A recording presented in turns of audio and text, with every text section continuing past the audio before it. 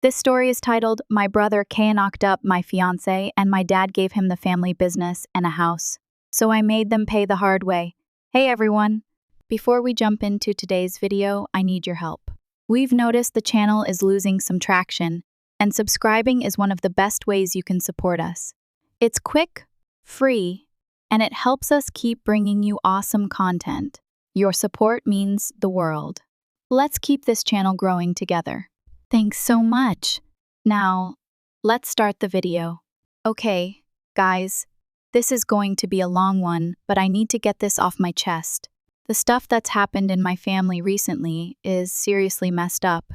But to understand why it hit me so hard, you've got to know the background first. I, James, 33 male, grew up with my younger brother, Ethan, 30 male, in what looked like a normal family from the outside. But man, the dynamics in our house were seriously twisted. See, Ethan was this miracle baby. Mom had a really rough pregnancy with him, and he was super sick for his first couple of years, like in and out of the hospital sick. Breathing problems, infections, the whole deal. I remember sitting in hospital waiting rooms a lot when I was a kid. I get it, having a sick kid is scary. But even after Ethan got better, my parents, especially my dad, kept treating him like he was made of glass. Meanwhile, I was expected to be this perfect, responsible older brother who should know better about everything. Ethan could skip school, he needs his rest. Ethan failed a class, he's been through so much. Ethan broke something expensive. Don't be mad at your brother. But me? I had to get perfect grades, never talk back, help around the house, and basically act like a mini adult from age 7. The double standards were insane. Like, I remember this one time in high school, I got detention for being late to class one time and was grounded for a week. That same month, Ethan got caught skipping school to hang with his friends at the mall, and my parents just had a talk with him about it.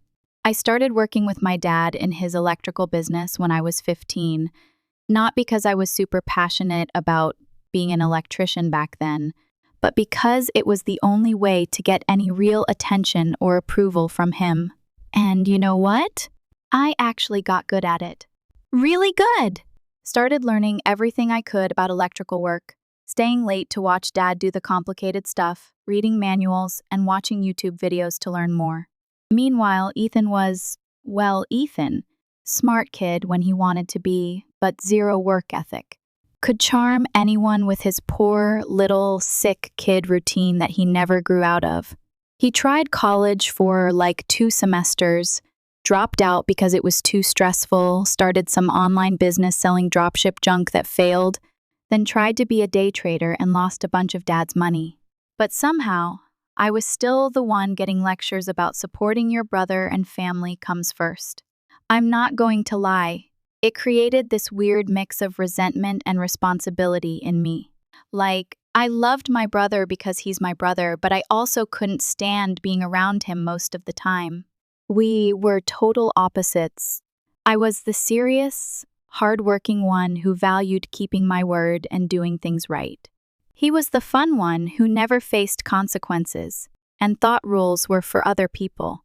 Dad's business was solid basic residential electrical work, some light commercial stuff, nothing fancy, but it paid the bills. I saw the potential in it, though. When I wasn't on jobs, I was learning about new technology, smart home systems, security installations. Dad was old school, like doing things the way he'd always done them, but I kept pushing to modernize, take on bigger projects. The crazy thing is, even when I brought in new clients or finished big jobs perfectly, Dad would find some way to give Ethan credit. Your brother's charm really helps with customer relations. He answered phones sometimes. Ethan has such good ideas for the business. He suggested we get a website in 2020. I moved out as soon as I could afford it, got my own place about 20 minutes from my parents, close enough to help with the business, far enough to have some space. Thought I was doing pretty good, you know? Had my own apartment, was making decent money, learning new skills, was even thinking about getting my master electrician license and maybe starting my own business someday. I met this girl, I'll call her Lila 29 female, about 6 years ago on this big rewiring job we had at these luxury apartments downtown. She was the property manager there. First time I saw her, she was arguing with some HVAC guys about their shoddy work, like really getting into the technical details of why their installation wasn't up to code. I remember thinking, damn, she actually knows her stuff.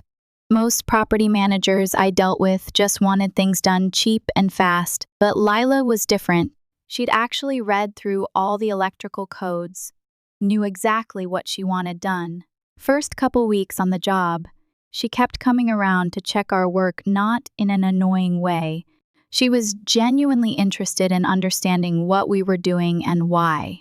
I started taking my lunch breaks when I knew she'd be doing her rounds. We'd talk about the project at first, then about other things. She told me about growing up with her dad, who was a general contractor, how she learned all about construction from helping him on jobs. I told her about wanting to modernize my dad's business, maybe expand to more commercial work. She was easy to talk to, you know? Like I could rant about dealing with my family drama, and she actually got it. Her brother was the favorite kid too, some hotshot lawyer type who could do no wrong. We'd joke about starting a support group for the responsible siblings. After we finished the apartment job, I figured that was it.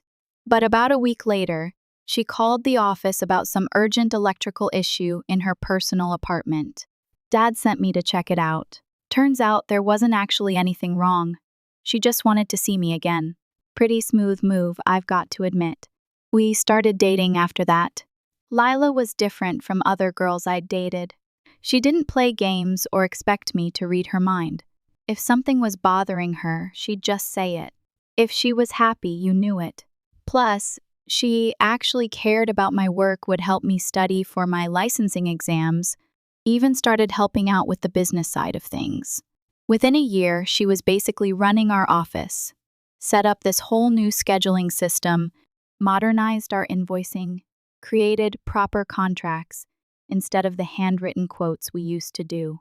Dad wasn't too happy about it, at first likes doing everything on paper, but even he had to admit the business was running smoother. I finally felt like I was building something real, you know? We moved in together after 2 years, started talking about marriage, maybe having kids someday. Lila would joke about our future kids being electricians too, carrying on the family business.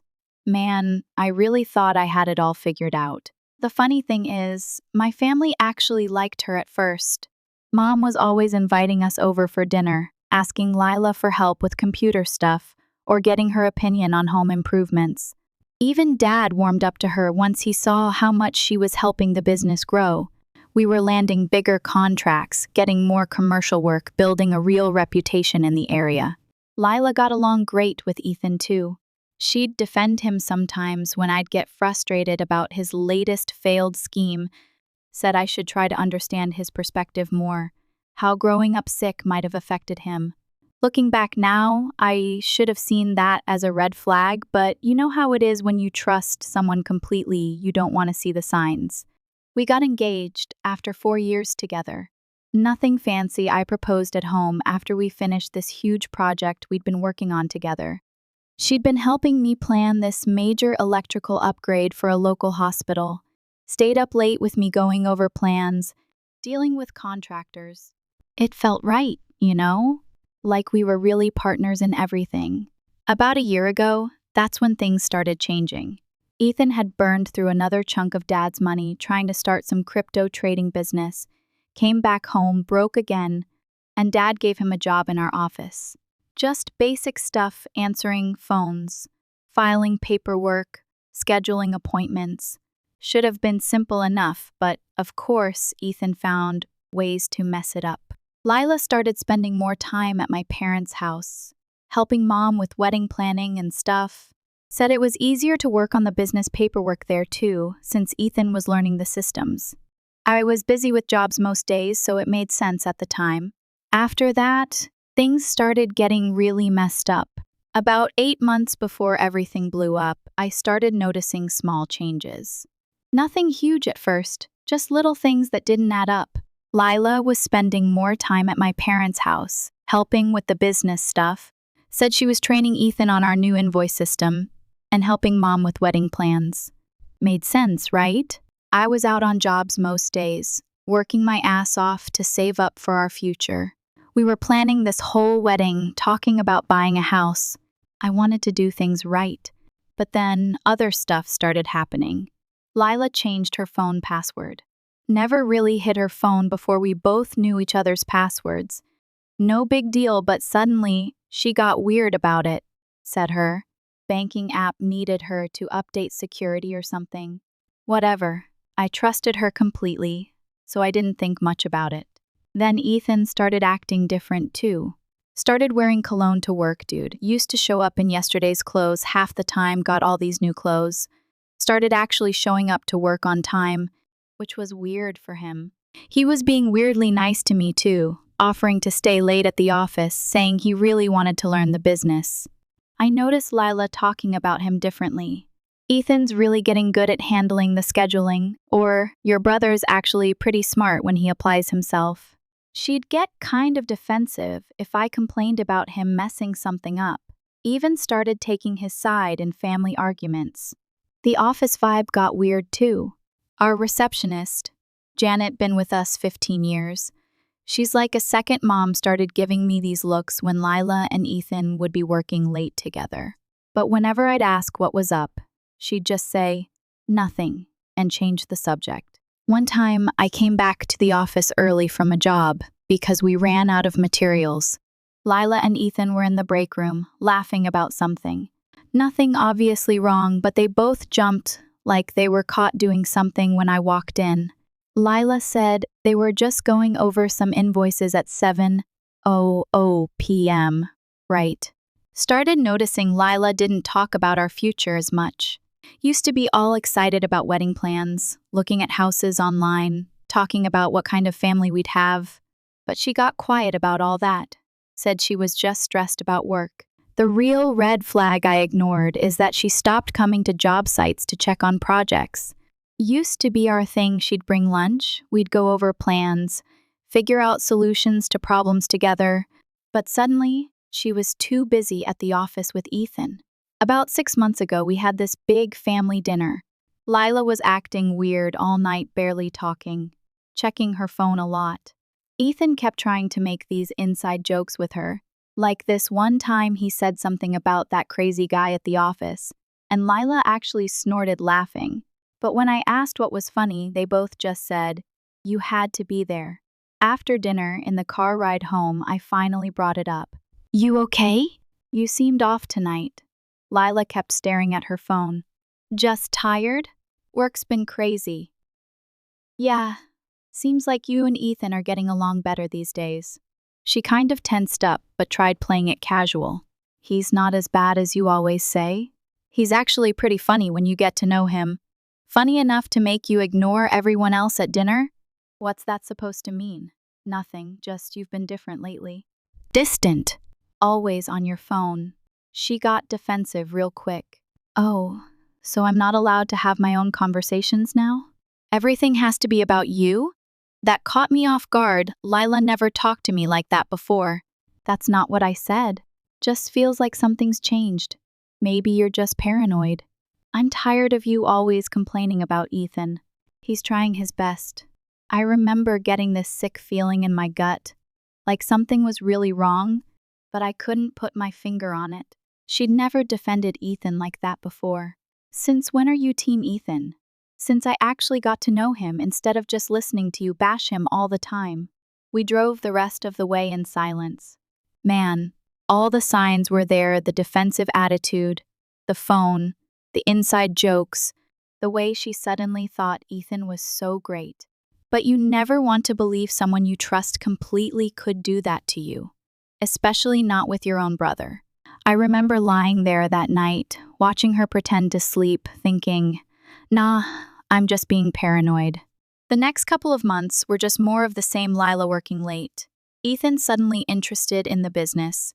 Me being a complete idiot working 12-hour days trying to save up for our future, while my brother was stealing my girl right under my nose. Then came the day everything exploded. It was a Tuesday, I remember, because I was on this big commercial job, rewiring this warehouse. Lila called around 2:00 p.m., crying so hard I could barely understand her. Said she needed to talk to me in person. It was urgent. My first thought was something happened to her parents or something. Told my crew I had a family emergency and drove straight home. Found her sitting in her car in our driveway. She wouldn't come inside, just sat there gripping the steering wheel like it was the only thing keeping her together. I got in the passenger seat, waiting for her to say something. "I'm pregnant," she said. For a few seconds, I felt nothing but happiness. We'd talked about starting a family after the wedding, and now it was happening. I started going on about how we'd figure it out, how we could move the wedding up if we needed to. She just kept crying. "There's more," she choked out. It might not be yours." Everything inside me went still. My brain refused to process it at first, like I had to run it through a second time to make sure I heard her right. "Might not be mine?" My voice sounded weird, like it wasn't even mine. "Who else's would it?" I stopped. It clicked all at once, the late nights, the sudden secrecy with her phone, the weird tension whenever I brought up no. I stared at her, waiting for her to deny it, to tell me I was wrong. She didn't. "Tell me it's not him." Her breath hitched. My hands curled into fists. "Lila," my voice was sharp now, demanding, "tell me it's not Ethan."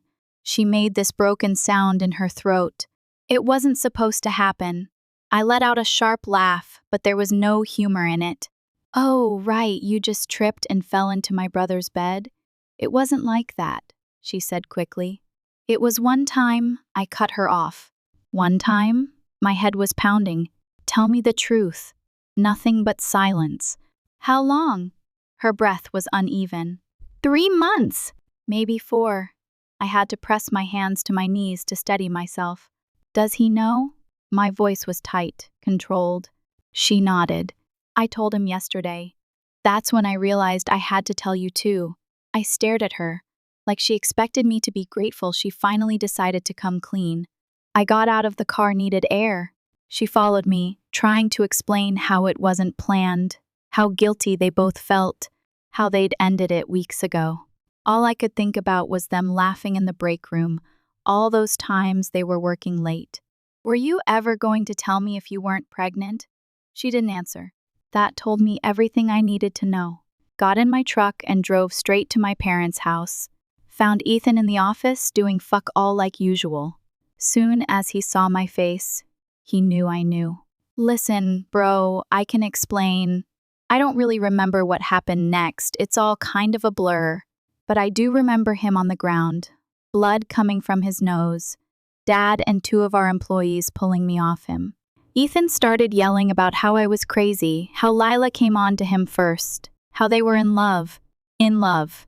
My own brother, the guy who'd watched me plan my future with this woman, who'd sat there at Sunday dinners knowing what he was doing. Dad got between us, tried to calm everyone down, said we needed to handle this like adults. That's when Ethan dropped the next bomb. "She's having my baby. You can't just ignore that." Dad's face went white. Guess he didn't know about that part yet. Mom started crying. Janet grabbed her purse and walked out. Found out later she quit that day. Said she couldn't work for people who do something like this. I looked at my dad and said, "He's your problem now." "I'm done." Dad tried to stop me. "Son, wait, we can figure this out. Family is family," I told him. Ethan stopped being my family the second he touched my fiancé. Walked out and haven't been back since. Lila was still at our place when I got home. She'd packed some bags, was sitting on the couch crying. "I never meant to hurt you," she said. "It just got complicated." Told her she had 24 hours to get her stuff and get out. Didn't care where she went. "Block my number, lose my address." "What about the baby?" she asked. "Better hope it's Ethan's, because if it's mine, we're doing a DNA test and going through lawyers." She tried to say more, but I just walked out, drove to my buddy Mike's place, and crashed there for a few days while she moved out. So, after everything went down, I stayed at my buddy Mike's place for about a week. Turned my phone off, just needed to process everything. Mike's a real one. Didn't try to give advice or anything. Just let me crash. When I finally turned my phone back on, had like 50 missed calls, most from my parents, some from Lila, even a few from Ethan. The nerve of this guy. But I only listened to the ones from Mom. She was crying in most of them, begging me to come talk to Dad, saying he had a solution. Should have known Dad's solution would be some manipulative BS. But I went anyway, mostly because Mom sounded so upset. Walking into that house was weird. I found everyone in the living room. Mom looked like she hadn't slept in days. Dad was in his usual spot in his recliner, looking all serious, like when he's about to give one of his lectures. Ethan was there too, sporting a nice bruised nose, not going to lie. That felt good to see. Dad cleared his throat and hit me with this gem, son. I've been thinking about how to resolve this situation in a way that benefits everyone. Already knew this was going to be bad. Since you're clearly not willing to work things out with Lila, and given her condition, I think it makes sense for her and Ethan to get married. I actually laughed, like, full-on laughed in his face. But he wasn't done.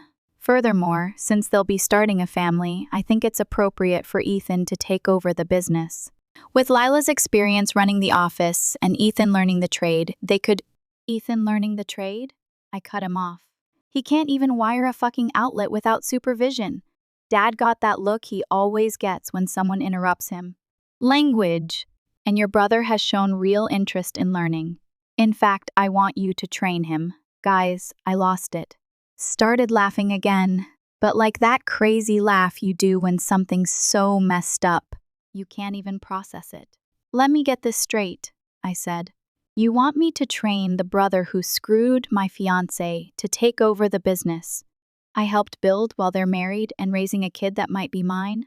Are you actually insane? Mom started crying again.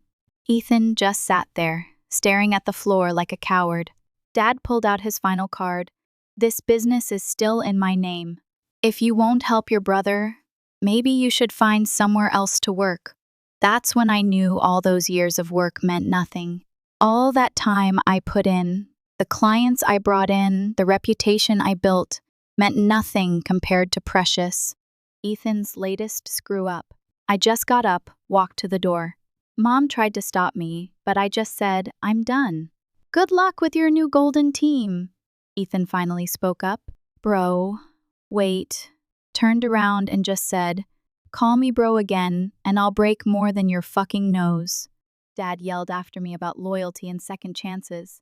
Didn't even look back. Next day, I started calling all our major clients, ones I had personal relationships with. Told them I was leaving. Suggested some other good contractors they could work with. Dad called screaming about how I was trying to sabotage the business. Told him I was just letting my clients know I wouldn't be handling their jobs anymore. Not my fault if they didn't want to work with his new dream team. Ethan and Lila actually agreed to this whole thing, got married at the courthouse 2 weeks later, like it was some kind of love story instead of a complete betrayal. Dad even backed them up, gave them a down payment for a house, like rewarding them for what they did. Meanwhile, I was left standing in the wreckage of everything I thought I knew. No apology, no real consequences, just me being expected to move on while they played happy family. So I did. Walked away from all of it. Took a job with one of our old competitors, a place that actually valued my work, instead of treating me like an afterthought. Better pay, real appreciation, and best of all, zero family drama. Put everything into starting fresh, building my own reputation. Even got my master electrician license, something Dad always said I wasn't ready for. Turns out, I was more than ready. Just needed to get out from under his shadow to prove it. I didn't hear much about what was happening with the family business for about 4 months. Mom would text sometimes, but I asked her not to tell me about Ethan, or Lila didn't need that stress in my life. Then last week, got this call from Mom at like 11:00 p.m. She was crying again, saying Dad needed to talk to me urgently. Almost hung up, but she sounded really messed up. "Please," she said. "I know you have every right to say no, but we're about to lose everything." I was actually curious, and I stayed on the line. Dad got on. And man, his voice was different, not the usual I know everything tone. Guy sounded broken. Turns out letting Ethan run the business was exactly the disaster I predicted. This genius managed to screw up 3 major commercial jobs so badly that one client is threatening to sue us over code violations. I'm talking about basic stuff wrong, gauge wiring, missing ground wires, junction boxes installed without covers, the kind of mistakes that could literally burn a building down. And it gets better. Instead of hiring actual qualified electricians, he brought in his drinking buddy from college as head electrician. The guy's whole electrical experience was changing light bulbs in his apartment. No license, no certifications, probably couldn't tell a voltage tester from a screwdriver. Real professional operation they're running there. Then there's the money side. Ethan apparently forgot to pay their liability insurance. In an electrical business, let that sink in. One accident, one fire, and they'd lose everything. But hey, why waste money on silly things like insurance when you can pocket the cash instead? Because that's exactly what he was doing, taking cash payments from customers and conveniently forgetting to put them in the books. And the financial genius had been taking out loans against the business without telling Dad. Multiple loans, we're talking serious money here. And the best part? Nobody can figure out where all that cash went. Not in his bank account, not invested anywhere, just gone, like magic. Though I'm betting his new car and those designer clothes he's been wearing might be a clue. It's almost impressive how thoroughly he managed to wreck everything in just a few months. Took Dad 30 years to build this business, and Ethan practically burned it to the ground in less than half a year. Guess that's what happens when you hand over a successful company to someone whose biggest achievement was making beer pong team captain in college. Dad finally found out when their insurance got canceled, and he started digging into the books. Ethan had been hiding all the problems by messing with the paperwork, something he learned from Lila during all those late nights at the office. Most of their experienced guys quit, can't blame them. Ethan was treating them like crap, and checks started bouncing. Janet, our old receptionist, apparently tried warning Dad months ago about weird stuff in the accounts, but he wouldn't listen. Dad's voice was shaking when he told me all this, then hit me with, "Son, I need you to come back. Help me fix this. We can make you majority owner, give you full control." Told him I needed to think about it. He started getting desperate. "Please, we're going to lose everything, the business, the house, everything I built. Your mother, she's not handling this well." Then he played his final card. Ethan and Lila split up. She left last week, just disappeared. Left a note saying not to contact her. The baby, we don't even know where she is. Ethan wasn't daddy material after all. My response? Not my circus, not my monkeys anymore. Dad started with his usual guilt trip about family and loyalty. Cut him off. Remember when I begged you not to give the business to Ethan? When I told you he'd run it into the ground? What was it you said? "Oh yeah, family is family." Well, this is your family's mess now. Mom got back on the phone, crying about how they might be homeless soon. That hit hard. Mom doesn't deserve any of this. She's the only one who ever tried to keep the family together. The only one who didn't pick sides, even when maybe she should have. Told her she could come stay with me anytime, just her though. Not Dad, not Ethan. "I can't leave your father," she said. I sighed. "Then that's your choice, Mom. But my door is only open for you." It sucked knowing she'd never walk through it. A couple of days later, I got a text from Lila. "I know I'm the last person you want to hear from, but I need help. The baby's yours. I got the test results. Ethan took all my money and disappeared. Please, I don't have anywhere else to go." I read it, stared at it, put my phone down, didn't respond, not going to. But damn if it didn't sit there like a brick in my gut, like a punch I saw coming but still didn't know how to take. Should have meant something, it should have been life-changing, but all I felt was exhaustion, like I'd finally crawled out of this mess only for it to reach back and try to pull me under again. And for the first time, I wasn't sure what to do. As I was trying to wrap my head around the fucked up mess, Dad showed up at my apartment last night. No warning, just standing there when I got home from work, looking rough. Wearing this old jacket I remember from when I was a kid. Hadn't shaved in what looked like weeks. First thing I noticed was he was driving Mom's old Civic instead of his truck. Found out later they had to sell his truck to pay some of the business debts. "Can we talk?" he asked. Not demanding like usual, actually sounded tired. I let him in because, honestly, I wanted him to see how I was doing without his help. My new place is pretty sweet, got it after my last promotion. Nothing fancy, but it's mine. Earned it myself. He stood in my living room, looking lost, like he didn't know how to talk to me without giving orders. Finally sat down and just started spilling everything. The business is basically dead. They're facing lawsuits from 2 commercial clients over Ethan's garbage work. Most of their residential customers jumped ship after word got around about jobs being left half-finished. Bank's coming for the house next month. "I should have listened to you," he said, first time I've ever heard him admit being wrong about anything. Told him that was nice to hear, but kind of late. Then he pulled out this folder. Inside was paperwork to sign the business over to me, 100% ownership. No strings attached. "You can save it," he said. "You always knew what you were doing. I was just too proud to see it." Know what's crazy? 6 months ago, this would have been everything I wanted, all that validation, finally being given control. Dad admitting I was right. But sitting there, looking at those papers, what happened to Ethan? I asked. Dad's face just crumpled.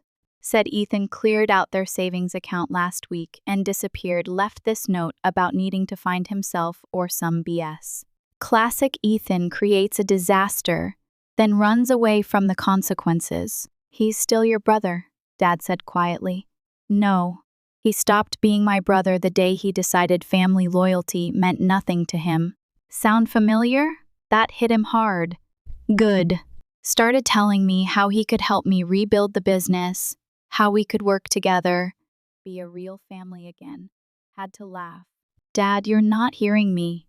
I don't want the business. I don't want your help. I'm done. But this is your legacy to everything we built. Everything I built you gave to Ethan, remember? You chose him, even after he slept with my fiancé. Now you get to live with that choice." He tried guilt-tripping me about Mom again, how she's heartbroken about the family falling apart. Told him the same thing as before. "She's welcome here anytime, just her. She won't leave me," he said. "Then that's her choice. And living with the consequences of your actions, that's yours." He sat there for a long time, finally asked real quiet, "Where did I go wrong?" Wanted to lay it all out, all the years of favoritism, the constant excuses for Ethan, how he threw away someone who actually cared about the business for someone who saw it as a piggy bank to raid. "But what's the point? You didn't go wrong, Dad. You got exactly what you always wanted, Ethan being in charge. How's that working out?"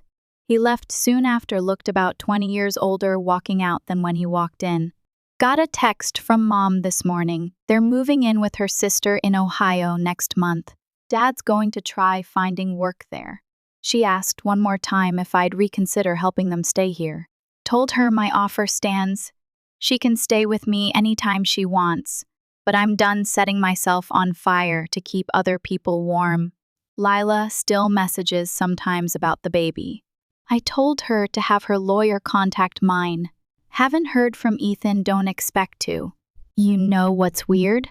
I thought watching them lose everything would feel good, like karma hitting them back for what they did to me. But honestly, I just feel nothing. Not happy, not sad, just done. I started dating someone new last month, taking it slow. She asked about my family, and I just said, "We're not close." Maybe someday I'll tell her the whole story, but for now, I'm focused on building my own life. No drama, no toxic family BS, no trying to earn approval that never comes. I told Lila everything goes through the lawyers from now on. Will one be there for my kid? Yeah. I'm not my brother. I don't abandon my responsibilities. But Lila burned that bridge to ashes. We'll figure out custody and support through the courts. She made her choices. Now she gets to live with them, just like everyone else in this mess. For now, I'm just trying to keep my head straight, focus on work, my new relationship, building something that's just mine. Some nights, I lie awake thinking about how messed up it is that my kid's going to be born into all this drama. But you can't fix other people's mistakes. You can only try to do right by your own conscience. Sometimes the best revenge is just living well.